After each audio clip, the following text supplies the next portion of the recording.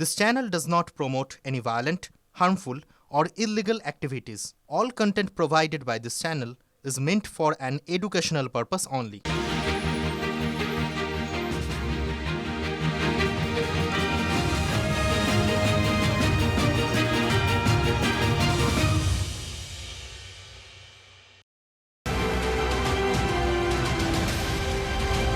আমি এই মান্দারাম পার্ক থেকে এমন পার্ক করবো সারা বাংলার 1 নম্বর পার্ক হবে। 100 গানা হরিণ চড়বে, 5টা হাতি নিয়ে আসবো, 2টো বাচ্চা হাতি নিয়ে আসবো।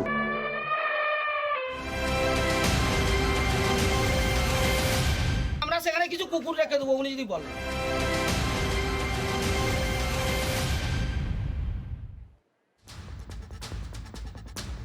নমস্কার, টিভি9 বাংলায় স্বাগত জানাই আপনাদের। আমি শুভজিৎ। রোববারের ঠোঁট কাটা, হাতি নাচছে, ঘোড়া নাচছে সোনামণির বেয়ে, চাঁদ উঠেছে, ফুল ফুটেছে, কদম তলায় কে। গোঘাটে তৃণমূল কংগ্রেসের প্রার্থী নির্মল মাঝি তার নির্মল ভোট প্রতিশ্রুতি শুনে কেউ কেউ শিশু পাঠ্যের ছড়া আওড়াতেই পারেন। জিতলেই হাতি, হরিণ, জিরাফ, জেব্রা, ময়ূর কিচ্ছুটি বাদ রাখবেন না। হ্যাঁ, গড় মন্দারণ পার্ককে পর্যটন পার্ক করার চমক দিতে চান নির্মল মাঝি। মান্দারাম পার্ক থেকে এমন পার্ক করবো সারা বাংলার 1 নম্বর পার্ক হবে। 100 গানা হরিণ চড়বে, 5টা হাতি নিয়ে আসবো, 2টো বাচ্চা হাতি নিয়ে আসবো, 5টা জিরাফ নিয়ে আসবো, 5টা জেব্রা নিয়ে আসবো, 6টা ময়ূর নিয়ে আসবো। এই মান্দারাম পার্কটা সাজাবো, পর্যটন ক্ষেত্র কাকে বলে দেখিয়ে দেবো, আমি করবো। চমক দিতে গিয়ে গোঘাটের ফরওয়ার্ড ব্লক প্রার্থী মুক্তারাম ধাও তিনি কটাক্ষ করলেন নির্মল মাঝিকে। ওই পার্কে কুকুর, সেই কুকুরের ডায়ালিসিস হবে। নির্মলকে এই খোঁচা কেন দিলেন, কুকুর এবং ডায়ালিসিস এই শব্দবন্ধ দুটো কেন ব্যবহার করলেন, আশা করি আপনারা ভুলে যাননি। একটা মিনি জুলজি পার্ক করবেন, বিভিন্ন প্রাণী সংরক্ষণ করবেন। প্রাণী সংরক্ষণ করা যায় না, এটা ওনার বোঝা উচিত যে বন্যপ্রাণী সংরক্ষণ করা যায় না। উনি বলেছেন হরিণ ছাড়বে, হাতি ছাড়বেন, 100 গানা হরিণ চড়বে। আমরা বলেছি কিছু পরিমাণ কুকুর রাখতে হবে, কারণ ওনার তো করতে হবে, ডায়ালিসিস করার প্রয়োজন আছে। তা আমরা সেখানে কিছু কুকুর রেখে দেবো, উনি যদি বলেন। যদি করেন জুলজিক্যাল পার্ক যদি করেন, আমরা ওই ওনার হাতি আর হরিণের সাথে কিছু কুকুর রেখে। আমি এই মান্দারাম পার্ক থেকে এমন পার্ক করবো সারা বাংলার 1 নম্বর পার্ক হবে। দিয়ে আমাকে বলেছে উলবেড়িয়ার উন্নয়নটা কমপ্লিট করেছিস, এবার তোর দায়িত্ব গোঘাট। দেখুন, কটাক্ষ তো শুনতেই হবে। হুগলির গোঘাটে সেখানে কি কাজ কম পড়িয়াছে, প্রশ্ন তো উঠবেই। ভালো রাস্তা, পরিশ্রুত জল, চিকিৎসা, হাসপাতাল এসব ছেড়ে গোঘাটের মানুষের পরিষেবার কথা তিনি না ভেবে যদি পর্যটন কেন্দ্র নিয়ে ভাবেন, পর্যটন কেন্দ্র নিয়ে ভাবাটা খারাপ কিছু নয়, দোষের কিছু নয়, কিন্তু কোনখানে দাঁড়িয়ে কাদের কি প্রতিশ্রুতি দরকার তার পরিপ্রেক্ষিতটা এক্ষেত্রে অত্যন্ত গুরুত্বপূর্ণ। প্রতিপক্ষের সমালোচনার মুখে যে কারণে তাকে করতে হলো এক্ষেত্রে। প্রশ্নের মুখে হাসপাতাল তৈরির কথাও তিনি বললেন ঠিকই, কিন্তু সেখানেও ওই বলে না সেম সাইড গোল করে ফেললেন। কোনো গিমিক নয় তো, গিমিক আমি করি না। গিমিক বলেছিল যারা, তাদের মুখে ঝেঁটা মেরে আর 82 শিক্ষার থাপ্পড় মেরে উলবেড়িয়াতে মেডিকেল কলেজ করেছি, 500 বেডের মেডিকেল কলেজ, শরৎচন্দ্র মেমোরিয়াল আমার কনস্টিটিউয়েন্সিতে। আমতা সুপার স্পেশালিটি হাসপাতাল 400 বেডের, এখানেও চ্যালেঞ্জ মেডিকেল কলেজ করব। আমার মেডিকেল কলেজ আরামবাগে রয়েছে,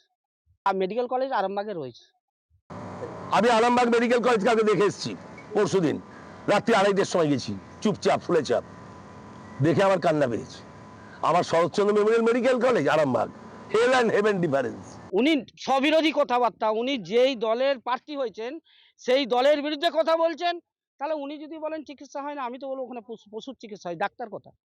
কিন্তু যারা আছে তারা বিজেপির। উনি মানুষকে পরিষেবা দিতে পারেনি, উনি তো পথ কুকুরদের পরিষেবা দেওয়ার জন্য এখানে এসেছেন।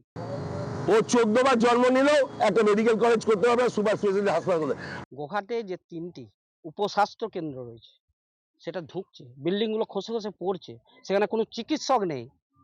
আগে সেই উপস্বাস্থ্য কেন্দ্রগুলিকে ঠিক করে চালানোর ব্যবস্থা করুক ওনার সরকার। দিদি বলেছে দুয়ারে হাসপাতাল, প্রতিটি গ্রামে দুয়ারে আমরা অ্যাম্বুলেন্স পাঠাবো। গোঘাট থেকে 15 কিলোমিটার দূরে একটা মেডিকেল কলেজ আছে, সেখানে চিকিৎসা পরিষেবা পায়নি। সেখানে মানুষ যে হাহাকার করছে চিকিৎসার জন্য, তাকে ছুটতে হচ্ছে কলকাতায়। কলকাতার পরে হয়নি, সেটাকে ভুবনেশ্বর যেতে হচ্ছে, ভেলোর যেতে হচ্ছে, ব্যাঙ্গালোর যেতে হচ্ছে, চেন্নাই যেতে হচ্ছে। আর উনি গোঘাটে মেডিকেল কলেজে করে গোঘাটে মানুষকে পরিষেবা দিবে, এটা ভাবনার বিষয়। হুগলির গোঘাটে আরামবাগে এই মুহূর্তের সবচেয়ে বড় সমস্যা আপনারা জানেন, আলু চাষি, তাদের সমস্যা, তাদের পরিস্থিতি, আসল বাস্তব পরিস্থিতি। আপনাদের নিশ্চয়ই মনে আছে, আমি আরও একবার মনে করাই, এদের ব্যাক টু ব্যাক কথা শুনে, বাইট শুনে এই কথাগুলো আরও একবার মনে করাতে ইচ্ছে জাগলো। কদিন আগে গোঘাটে আত্মহত্যা করেছিলেন আলু চাষি বাপন সুর, তার নাম ভুলে গিয়ে থাকলে আরও একবার মনে করালাম। বাপন সুর। বাজারে আলুর দাম নেই, ঘাড়ে ঋণের ব্যাপক বোঝা, হিমঘরেও আলুর জায়গা হচ্ছে না। পরিস্থিতি ভাবুন। আর নির্মল তিনি দাবি করছেন মমতা বন্দ্যোপাধ্যায়ের সরকার চাষিদের নাকি পাশে আছে। চাষিদের পাশে দাঁড়াবো, চাষিদের পাশে দিদি দাঁড়ায়। আপনাদের কৃষকের ফসল ন্যায্য মূল্য পাচ্ছেন না। আপনারা এই যে বস্তা আলু রাখার জন্য যে বস্তা, তার কালোবাজারি হয়ে গেল, বর্ডারটা সিল করে রেখে দিয়েছে। দিদি কিষাণ ক্রেডিট কার্ড করেছে, কৃষিজাত পণ্যের মাসুল কমিয়েছে, কৃষি ঋণ মকুব করেছে, দিতে হয়নি শোধ। কিষাণদের ক্ষেতের জিনিসপত্র নষ্ট হলে ক্ষতিপূরণ দিয়েছে। গোহাট থানা আমার হচ্ছে কৃষি প্রধান এলাকা। কৃষকদের যে দুর্দশা, ধানের দাম নাই, আলু যে অর্থকরী মেন অর্থকরী ফসল, সেটাতে মানুষ শেষ হয়ে গেল। সরকার এতটুকু নজর দিল না। তাদেরকে বলছে, ওনারাও বলছেন যে সরকার যদি একটু নজর দিত আমাদের দিকে, চাষির দিকে, পুঁজিপতিদের দিকে না নজর দিয়ে, হ্যাঁ, আমাদের দিকে যদি, চাষির দিকে যদি একটু নজর দিত, আলুটা যদি বাইরে অন্তত চালনা করতে পারে, বাইরে রপ্তানি করতো, তাহলে কৃষকরা আলুর দামটা পেত। কিন্তু আজকে তারা ঘটি বাটি বন্ধক দিয়ে, দেনা করে আজ আত্মহত্যা করছে আমার গোহাট থানার কৃষক। কিষাণ মান্ডিগুলো এখন নরকঙ্কাল রয়েছে, সেগুলোকে ভায়াবল করব। সেখানে সবজি মান্ডি সত্যিকারের হবে, সবজি বিক্রি হবে, কিষাণ তার ন্যায্য মূল্য পাবে। সমবায় থেকে সব কৃষক তো ঋণ পায়নি, যেগুলো ভাগ চাষে, আপনার জমি আমি চাষ করছি, তাহলে আপনি সমবায় থেকে ঋণ পেয়েছেন, আপনি ঋণ মুক্ত হবে আপনি, কিন্তু যে চাষ করেছে তার তো ঋণ মুক্তি হবে না। তাহলে ডোর টু ডোর যে কে চাষ করেছে, কার জমি, জমি মালিক টাকা পেল না, ভাগ চাষিকেও টাকাটা দিতে হবে। সরকারকে এই উদ্যোগ নিতে হবে। ক্ষেত মজুরে 4,000 টাকা করে দিচ্ছে বছরে।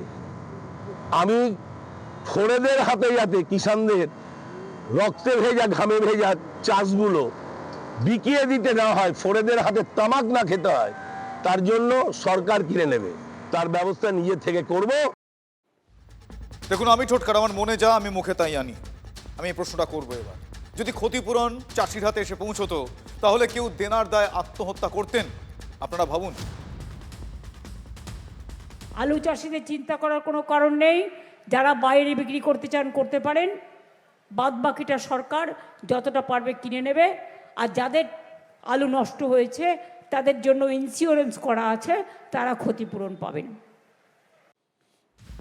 আচ্ছা, মুখ্যমন্ত্রীর এই আশ্বাস কি যথেষ্ট? কজন আলু চাষি বিমার টাকা হাতে পান, মুখ্যমন্ত্রী সেটার খোঁজ নিয়ে দেখেছেন? মুখ্যমন্ত্রী বলছেন যে চাষিরা ভিন রাজ্যে আলু পাঠাতেই পারেন, কিন্তু আলু চাষিদের ক্ষোভের আঁচ সেটা তিনি পেয়েছেন বলেই কি এই সময় দাঁড়িয়ে এ কথা বলছেন? আগে বলেননি?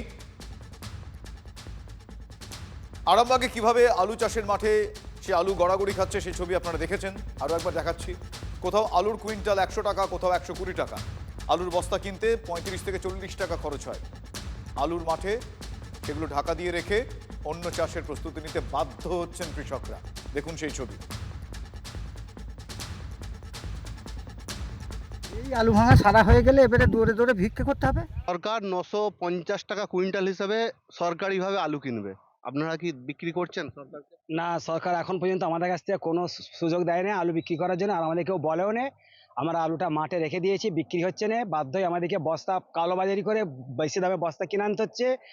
350 টাকা লেবারের দাম দিয়ে আলুটাকে বাধ্যতামূলক স্টোরে রাখতে হচ্ছে। সরকার এখন টঙ্গে উঠে বসে আছে। সরকার যখন পাঞ্জাব বীজগুলো হাই রেটে বিক্রি হচ্ছে তখন গভর্নমেন্ট আসেনি, যখন সারের কালোবাজারি হচ্ছে তখন গভর্নমেন্ট কোনো পদক্ষেপ নেয়নি। আজকে আলুটা আমরা খেটে সারা দিন রাত পরিশ্রম করে এত দেনা করে সমবায়ের লোন নিয়ে আমরা আলু প্রোডাকশান এই আলুটাকে তৈরি করেছি। আজকে 100 টাকা 120 টাকা করে যদি আলু বিক্রি করতে হয়, আমাদের বউ ছেলে নিয়ে পথে বসতে হবে। আলু এখন 120-30 টাকা বস্তা বিক্রি হচ্ছে। মাঠে রয়ে যাবে অর্ধেক আলু, আর স্টোরে তো ঢুকবে না আলু, যা পরিস্থিতি সব মাঠেতেই পচে যাবে আলু। সরকারকে বরং বলবেন চাষিদিকে একখানা করে দড়ি পাঠিয়ে দিতে, যাতে ওই আমাদের ওই চাইনি, লক্ষ্মীর ভাণ্ডার চাইনি।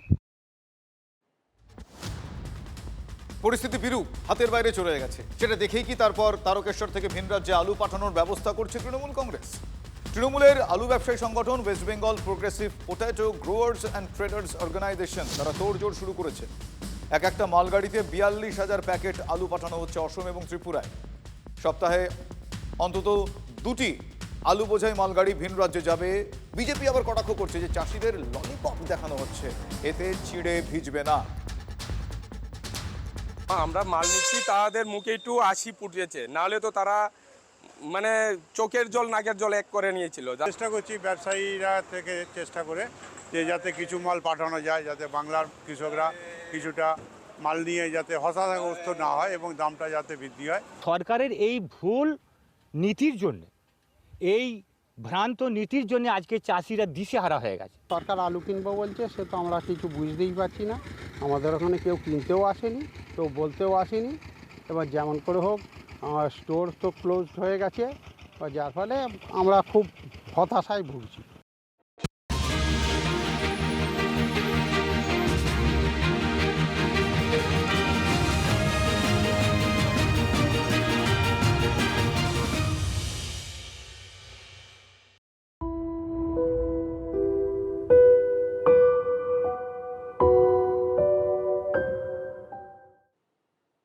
দেখুন, কিছু কিছু খবরের জন্য আমরা সত্যি প্রস্তুত থাকি না। এই মুহূর্তে আমার ব্যাকড্রপে যে ছবি দেখছেন, কয়েক সপ্তাহ আগেও তার সঙ্গে কথা হয়েছিল, কিন্তু এই আকস্মিকতা ঠোঁটকাটাকেও মুখ বন্ধ করে দেয়। আকস্মিক মৃত্যু হলো অভিনেতা রাহুল অরুণোদয় বন্দ্যোপাধ্যায়ের।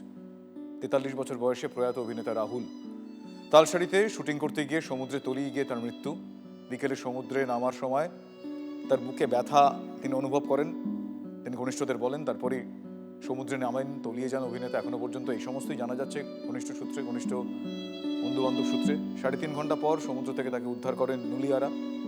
এই মুহূর্তে আমার সহকর্মী কৌস্তব রয়েছেন দক্ষিণ কলকাতার বিজয়গড় এলাকায় রাহুলের বাড়ি থেকে। আমি সেখানকার ছবিটা একবার দেখতে চাইবো, যদিও আমি জানি সেখানে খুবই ভারাক্রান্ত। শুধু বাড়ি নয়, ওই পাড়ায় রাহুল সবার কাছে কতটা জনপ্রিয় ছিল, ভালোবাসার পাড়ার ছেলে ছিল আমরা হয়তো জানি, কিন্তু সেখানকার ছবিটা এই মুহূর্তে কিরকম প্লিজ কনিষ্ঠ কৌস্তব।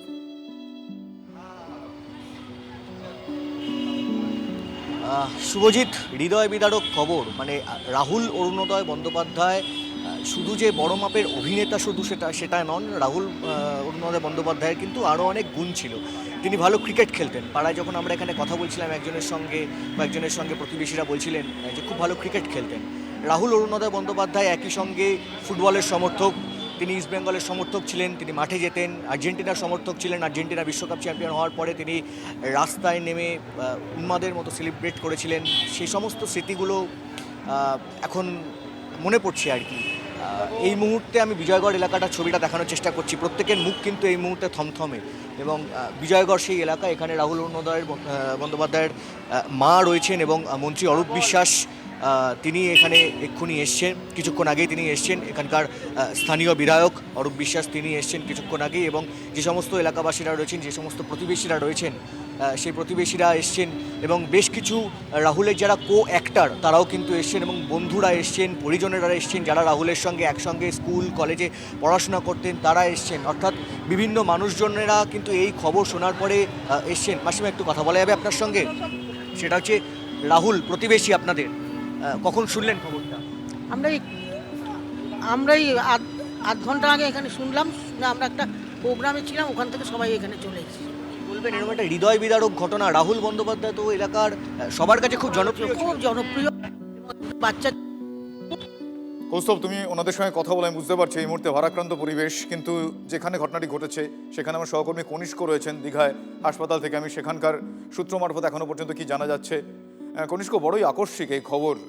সত্যি এই খবর বলতে গিয়ে আজকে ঠোঁটকাটা শুভজিৎ গলা কেঁপে আসছে। কিন্তু আমি জানতে চাইবো এই মুহূর্তে তুমি রয়েছো দীঘাতে, সেখানকার ছবিটা, সেখানকার পরিস্থিতি কি এবং কি জানা যাচ্ছে, কিভাবে এই আকস্মিক দুর্ঘটনা, মর্মান্তিক এই দুর্ঘটনা ঘটলো, কি জানা যাচ্ছে এখনো পর্যন্ত?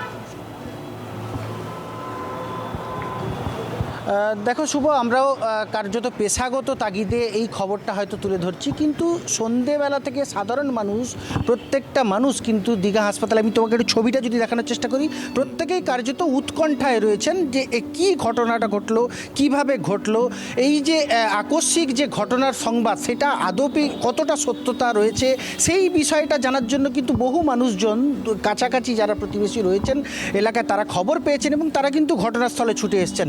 পুলিশের একাধিক গাড়ি, একাধিক পুলিশ কর্মীরা তারাও এখানে এসে হাজির হয়েছেন। পুরো বিষয়টা তারা যেহেতু এই যে শুটিং চলছিল সেই ধরনের শুটিং চলাকালীন তিনি শুটিংয়ে উপস্থিত ছিলেন কিনা, তিনি কাজ করছিলেন কিনা, তার পাশাপাশি কিন্তু একেবারে এই মুহূর্তে হয়তো তারাও খোঁজ করার চেষ্টা করছেন, জানার চেষ্টা করছেন যে কিভাবে এই আকস্মিক মৃত্যুর ঘটনা ঘটল রাহুল অরুণোদয় বন্দ্যোপাধ্যায়ের। আপাতত তোমায় ধন্যবাদ জানাই কনিষ্ক, একটা ব্রেকের সময় হয়ে গিয়েছে, ফিরছি ব্রেকের পর।